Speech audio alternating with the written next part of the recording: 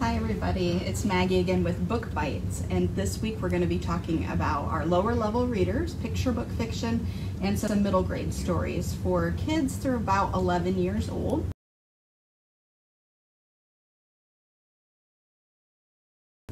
Last week, if you joined us, we talked about some adult fiction titles, and this week we're doing, like I said, the kids picture books and middle grade titles.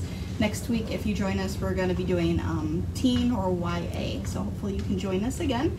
Again, these opinions are all my own books that I have enjoyed reading on my own throughout my life and even with my family. So I hope that you can find some titles that you enjoy as well. And in the comments, if you just want to say, hey, put me on hold for this title, we'll be happy to do that, and you can pick up these books at your convenience and enjoy them on your own. Let's go ahead and get started. Okay, so we're going to start, I'm going to kind of alternate back and forth between picture books and our children's fiction. Earlier this year, Bindi Irwin, she made the news because she got married. Can you believe little Bindi Irwin is now, I think she's 21 years old.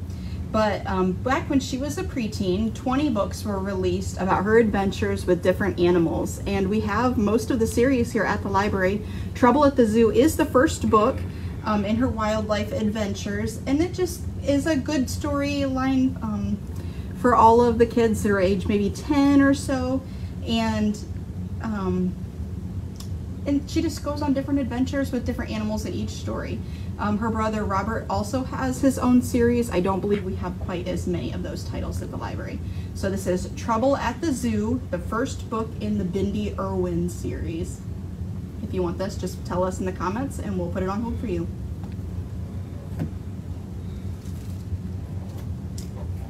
At the end of most years, it's not uncommon for families and teachers to gift Oh, the Places You'll Go by Dr. Seuss. Great book, kind of gives some inspiration about the things that you're going to do in life to a young student. This is my personal preference. This is The World Is Your Oyster, and it's written by Tamara James, and it's kind of has the same similar concept, talking about the places you can go, or all the places and the things that you can do and the adventures that you can have on the way. So this is a great inspirational read for families who enjoy the concept of Oh, the Places You'll Go by Dr. Seuss, but a new title along those same lines. The World Is Your Oyster. Okay, for readers of middle grade fiction, you might recognize this next author. This is Louise Suchers. He wrote Holes, if you're familiar with that duology. Fuzzy Mud is a standalone title that's more like a mystery, early horror thriller series. So it takes place with a 5th and a 7th grade protagonist, a boy and a girl who go to a private school. And one day they take a shortcut through the woods instead of going along the road that they're supposed to. And there's storylines of bullying, and there's an ecological thriller mix into it, and some of the things that happen when some of the students at this private school actually go missing, and they follow down the thread to figure out what's going on in these woods that are close to their school. So kind of creepy, kind of scary. So if you've got kids that are looking for a mystery, high thriller, action, friendship and bullying themes throughout this book, this one would be for you. This is called Fuzzy Mud. Let's see. This is one of my absolute favorite books by Jeanette Stevens. In 2nd grade was my first time I remember reading this one. Thompson Bottoms was the first book that I remember reading where instead of opening like this, it actually opened from top to bottom to kind of go along with the theme. It's an old story. It takes place in the country where instead of human characters, there's a grumpy old bear that lives on a farm, and then there's a rabbit family who does a lot of work for the farm. So there's cunning, joke-like things, talks about lots of produce. So if you've got gardens going this summer, this would be a great story for your families. This is Thompson Bottoms by Janet Stevens. Okay, a couple years ago, The Princess and the Pony made its rounds around the staff here at the library, and this is one of the books that just literally made me snort out loud. It's written by Kate Beaton, who is also written several books that we have here in our collection, but some of the things that happen in this story just are too funny not to share. So the pictures are fun. They look like kid illustrations, but just super, super funny story. And here's the pony. Doesn't that look like an animal that belongs to royalty? Anyway, I hope you check out The Princess and the Pony by Kate Beaton. This is a nonfiction story that I shared with my family last year. This is 100 Extraordinary Stories for Courageous Girls, Unforgettable Tales of Women of Faith. And it's a nonfiction book. Each page layout and spread has a miniature shortened biography followed by a full page illustration of the person being talked about on the other page. And it probably took us a month to go through this with my family, and we read one or two ladies every single night, and it was just a good story. It brought up great discussion points, things that people are going through today, marginalized communities, slavery, just great common everyday occurrences that are still happening, segregation and things like that. So this was a good story for me and my family, and I hope that you check out 100 Extraordinary Stories for Courageous Girls, Unforgettable Tales of Women of Faith. I'm going to move some of these around here, and we'll keep going. This is the first book. Mother Bruce is the first book in a series that takes place in a woods. There is a grumpy old bear who absolutely wants nothing to do with anybody else. He's kind of a loner. And Ryan T. Higgins has brought this story to life. And when the bear is mistaken as these ducklings' mother, he tries to get them to do what they're supposed to do. He tries to teach them how to fly. He tries to teach them to learn how to swim and how to go south for the winter. And things do not go according to plan. So the books and the humor and the facial expressions of the animals in this story, it's the exact reason why it became a series. Mother Bruce is for everybody, and it is so, so funny. Jacqueline Woodson, for me personally, is an author that I read every single book that she comes out with. She talks about social issues. She instills empathy with her characters. They're always a diverse cast. This is probably her second middle grade reader after Brown Girl Dreaming, which would be a book that's told in verse. I think this is the second one. And it came out during like all the current events, things we were talking about, second generation immigrants and children being taken away from their families at the border, things like that. So this one here has gotten lots of awards. It's been widely showcased in many different ways. And Harbor Me takes place in New York City in a classroom where a teacher realizes that some of her students, they need to feel like they're not part of a marginalized community. And so she gives them an empty classroom once a week. The kids mostly just sit in there and stare at each other until some commonalities come to the surface. And in the art room, that's a room to talk, these kids develop a friendship. And once they realize that, you know, how much they have in common, it becomes a common and a safe place for them to share without other adults around them. So if they're dealing with their parents being deported or just getting in trouble in general, this becomes a safe place for them. So the art room by is from Harbor Me by Jacqueline Woodson. And again, this is a great story to ignite some conversation in your families or in your classrooms. Refugee kind of goes along the same storylines. This would be like a 5th grade reading level by the author Alan Gratz. He's written lots of historical fiction accounts for middle grade readers. In addition to Refugee, I've got some other books here that I'm going to be talking about by this author. He's one that you don't want to miss. In Refugee, across different decades, there's 3 different main characters that are about 10 years old, if I remember correctly, and they are all refugees in their own world. So you've got a Syrian refugee, you've got a Jewish refugee, and then Isabel is a Cuban girl who is also trying to flee her country to get refuge.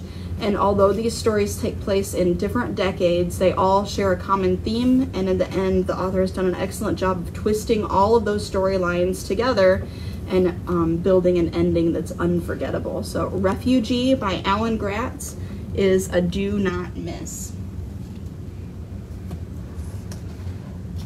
I think I take this one home to my kids every single year. Hammer and Nails is a great story for around Father's Day. It takes place in a backyard, in a garage, in a kitchen with a little girl and her father. And as you notice in the illustrations, they add so much to the storyline. So he wants to show his daughter that she's a princess. So when she's drinking her hot chocolate, he's drinking coffee.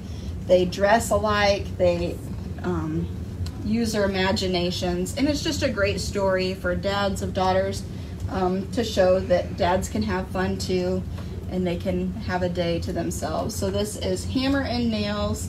Again, a great Father's Day story, but can be read any time of the year. And that's written by Josh Bledsoe. Was that a book bracket top choice? It was definitely in the running. I think it might have been like top 5 or something. I know The Princess and the Pony was, for sure. So I wouldn't be surprised. I probably made this one of my favorites. I probably talked to everybody who would listen to me about that one. Bob is a standalone title by the author of, oh man, what's her name? Rebecca Steed. She's the one that wrote When You Reach Me. It's a very popular book that's been in classrooms for years and years. She co-wrote Bob, and this is a story of fantasy. Again, it's a middle grade fiction book.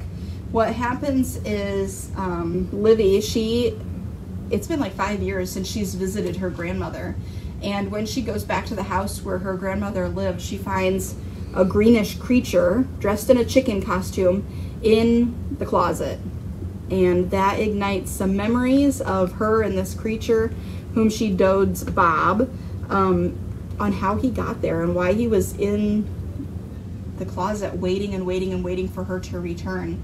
And it's a story of friendship. Again, it's fantasy, but great talking points from an author whom we've all really, really enjoyed. So Wendy Mass and Rebecca Steed's Bob. Not too long ago, me and my family picked up Sarah Plain and Tall. This book, oh, I think it's less than 100 pages. Because it has bonus material, 67 pages. So much is packed into this story series. This is only the first book. There's 5 total in the Sarah Plain and Tall series. It's been around for generations. So if you are a fan of Patricia McLaughlin's Sarah Plain and Tall, maybe you read it as a classroom book or as a child yourself, it might be one that you want to bring back out and share with your family again. It is a story of 2 young children and their widowed father, and they place an ad for a mail order bride, and Sarah joins their family out in the prairie, and this is their story about how they became a family despite all the challenges that they came across in their lifetime. And it is fiction, but it brings to light lots of topics about the struggles that they went through to make a living out west. From this story, my own family decided we're going to read Little House on the Prairie. So this was a great middle grade book that then we were able to jump into one that had some more challenging dialogue and longer storyline. So this one might be for you. A Fine Dessert is by Emily Jenkins. She's written lots of books in our collection.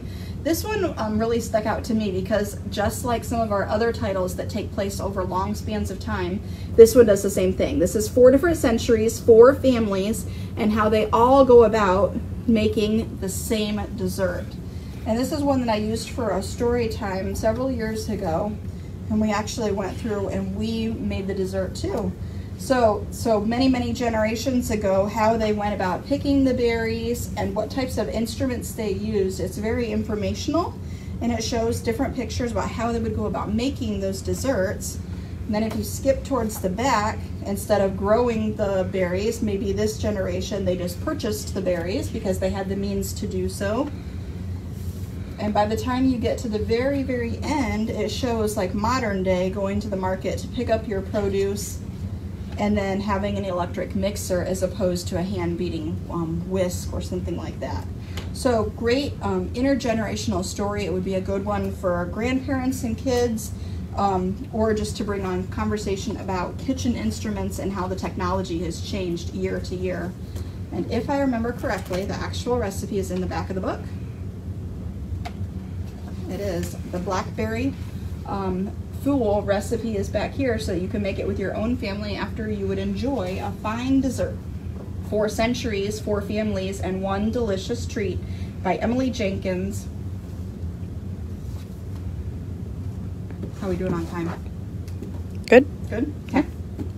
This is another one. I get teased endlessly for my love for the merfolk. I am a huge fan of mermaids, so I try to read every book that comes into our collection that features a fin. And The Tale of Emily Windsnap is the first book in a whole long line of books about Emily Windsnap. There's 9 total books. The 9th one was just ordered this morning, so hopefully it'll be in our collection super soon. It takes place half under the sea and half on land because, as you find out in the first book, Emily is half mermaid. Her father is a merman, and half human. Her mother is a human. And it is her journey of discovering that she is both human and mermaid, and then she goes on all these different journeys in each book, but they do kind of build on each other, and she remembers different things that have happened to her. So reading these in order would be the way to read and enjoy The Tale of Emily Windsnap by Liz Kessler.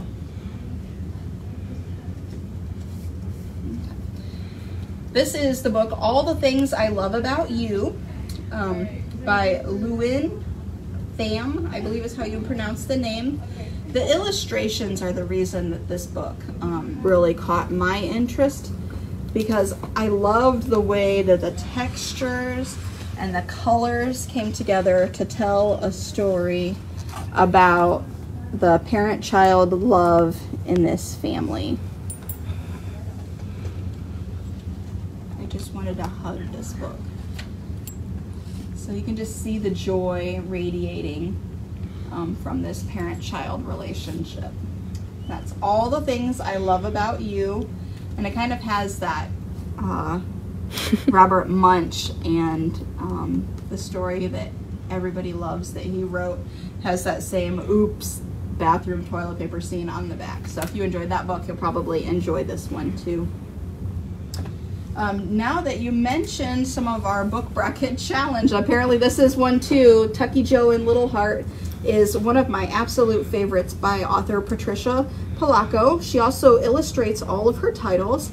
These are longer picture book fiction, so maybe like 3rd grade, 4th grade would really be reading them on their own, but working together as a family, you can really bring in some conversation points. She has great books that deal with cancer and bullying and all types of issues that families deal with, and they can bring great conversational topics up. In this book itself, it is the story of a soldier and the parts that he plays in saving a community while they're at war, and in the end you're treated to a little delight, almost like an update on where they are now. And this is the story of Tucky, Joe, and Little Heart, and it will bring tears to your eyes. Let's do another picture book here. Karma Wilson is one of my absolute favorites. It's not uncommon for sometimes these books to not be on the shelf at all because everybody wants them. Again, any of the books that you see today, just leave a comment and we can get those books in the hands of any Napanee Public Library card holder just by telling us you want them. Bear Once More is part of the Bear series.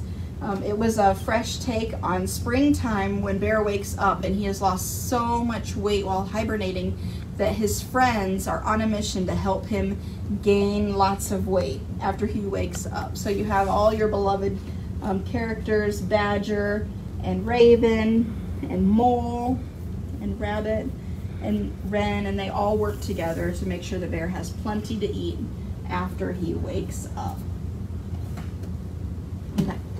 I mentioned earlier when we were talking about Refugee by Alan Gratz that I had more books written by him. This is one of them. This is Ban This Book, and it's a 4th grade reading level that follows Amy Ann.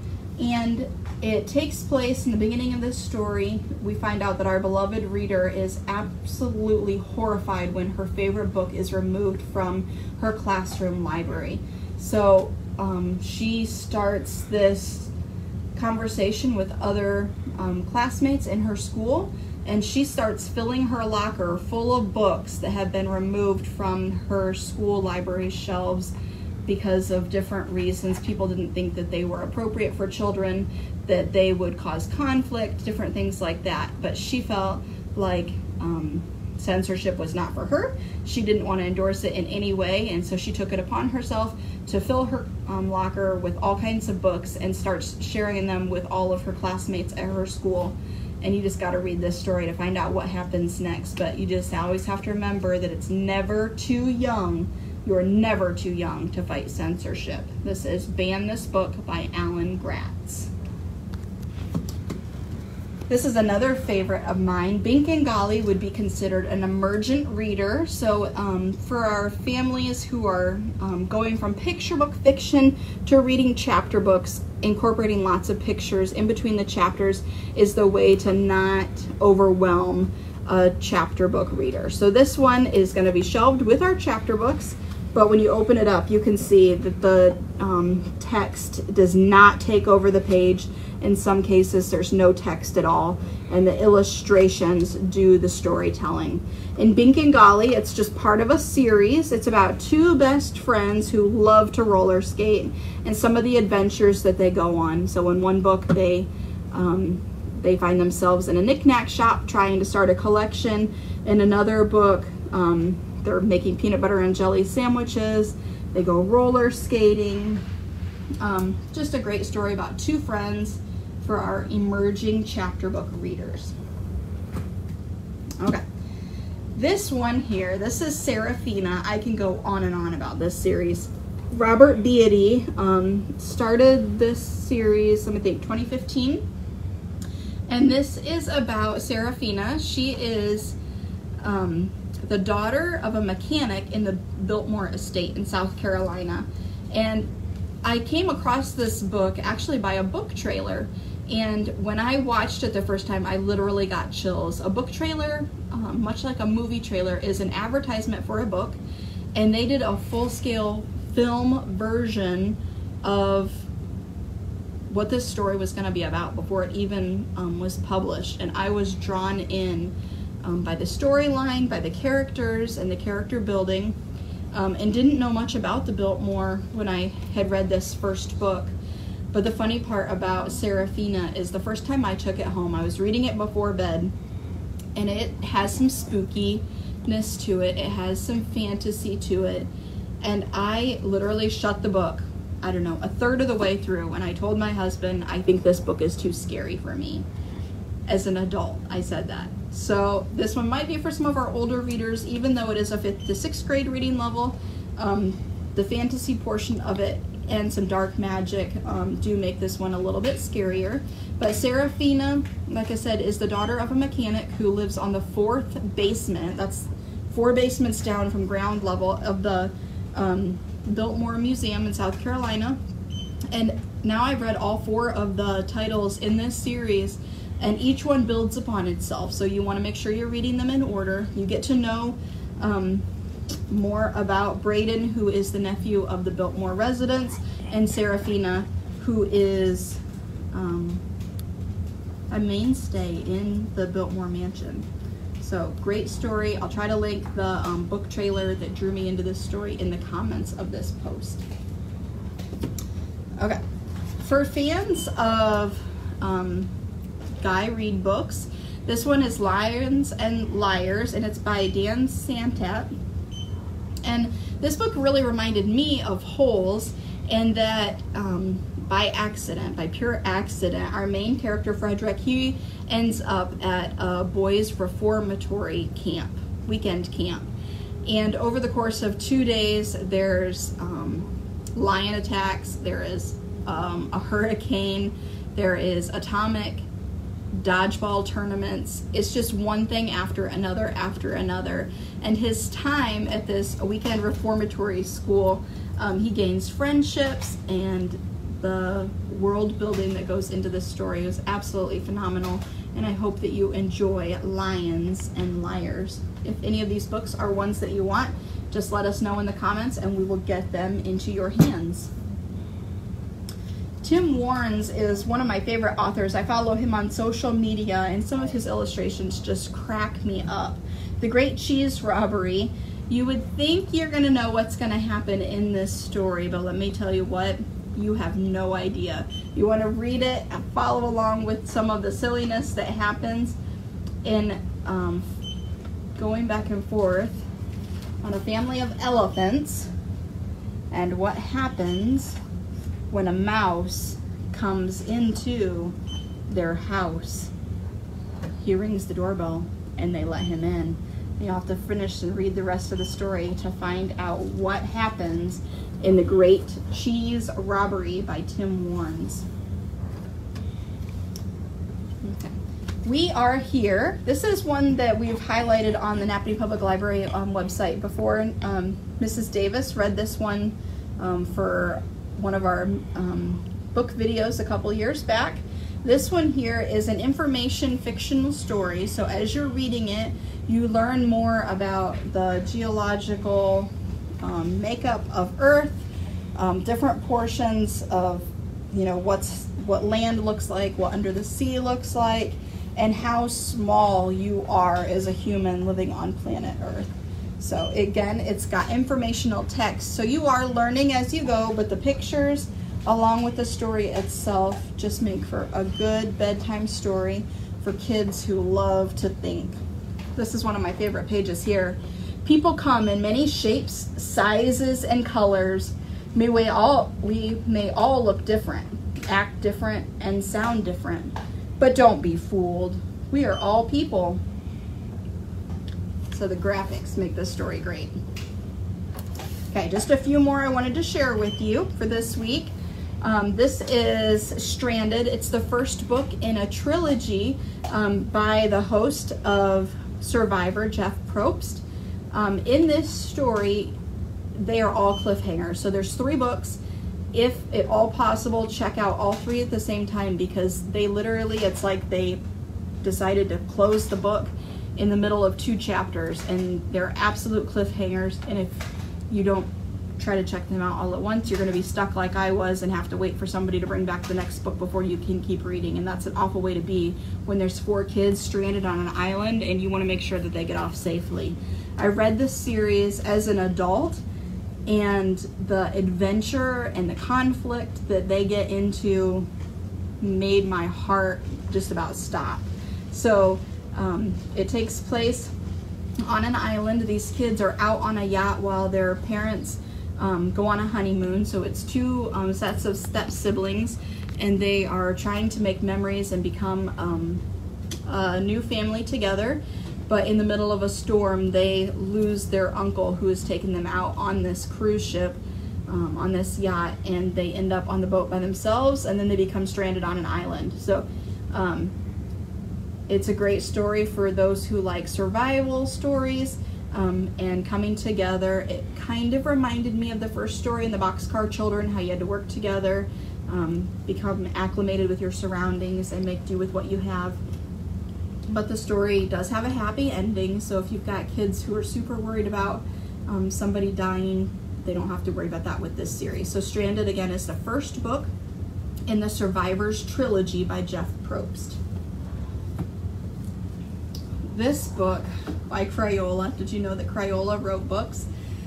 Is one that I practically had memorized. This was a great book about Explaining Your Feelings to Children. I read this one over and over and over again with my own kids. So I'm Feeling Macaroni and Cheese is a colorful book about feelings, and it talks about some of the colors that are in a Crayola crayon box and how they can make you feel. So macaroni and cheese will make you feel happy, whereas mysterious colors make you think of midnight blue and some of the other colors that you'll find in a crayon box. Or surprised is that color of Mango Tango.